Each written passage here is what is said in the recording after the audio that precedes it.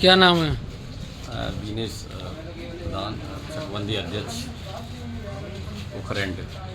जी, क्या मामला है? आप यहाँ जिलाधिकारी कार्यालय आए हैं। हमारे यहाँ सर जी चकबंदी प्रक्रिया चल रही है, तो उसमें इतनी अनियमितताएँ चल रही हैं, बहुत सारी भ्रष्टाचार, पैसे का लेन देन, लूट घसूट बहुत ज़्यादा की जा रही है, बहुत बड़े पैमाने पे।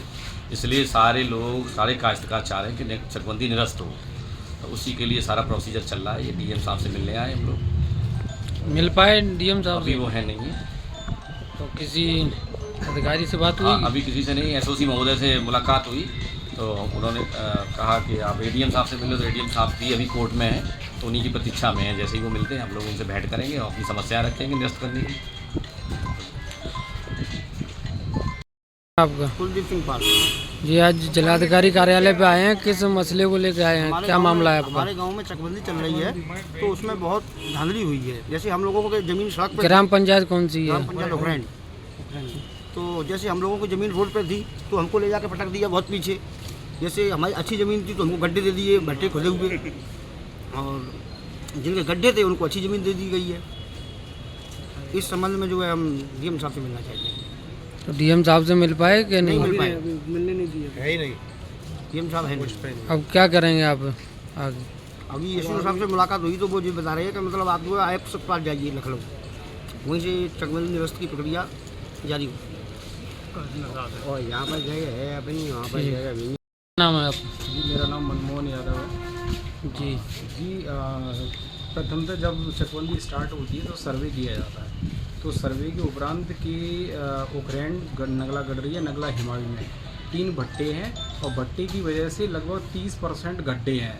वहाँ से मिट्टी की खुदाई हुई, खनन हुआ, और उसकी वजह से इन्होंने सर्वे नहीं किया गया और उन गड्ढों की कीमत लगा दी गई। कभी भी चकबंदी में गड्ढों की कीमत नहीं लगाई जाती है। और दूसरी बात क्या, सड़क के किनारे ज़्यादातर ज़मीन कीमती होती है, तो उसको आउट कर दिया जाता है। पर यहाँ सर्वे में इन लोगों ने गड्ढों की भी कीमत लगाई, और सड़क वाले जो आउट करने चाहिए जिससे कि विवाद की स्थिति उत्पन्न ना हो, उसकी भी स्थिति उत्पन्न कर दी। पीछे वालों को उन्होंने बटे बना दिए, और उसकी 70 पैसे 60 पैसे कीमत लगा करके वहाँ पर जगह बन जाए, जिस तरीके से उनका किसी थर्ड पर्सन को ला करके वहाँ पर उसको फ़ायदा दिया जाए और उसको रोड पे बिठा दिया जाए।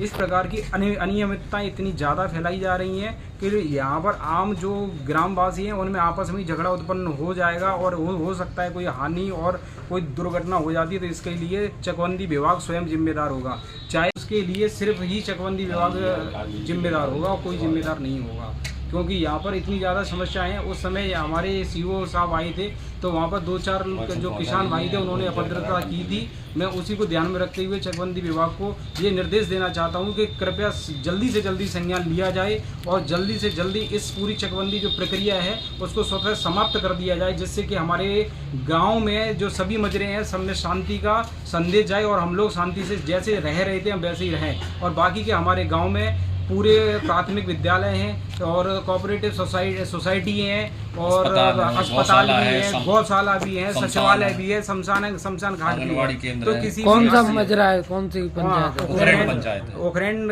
ग्राम पंचायत है, ब्लॉक मदनपुर उखरैंड पंचायत है, उसके सभी मजरों में ब्लॉक मदनपुर, और उसमें 5 मजरे आते हैं, नगला इमाऊ, उखरैंड, नगला खरी, और नगला भदौरिया, और नगला गडरिया।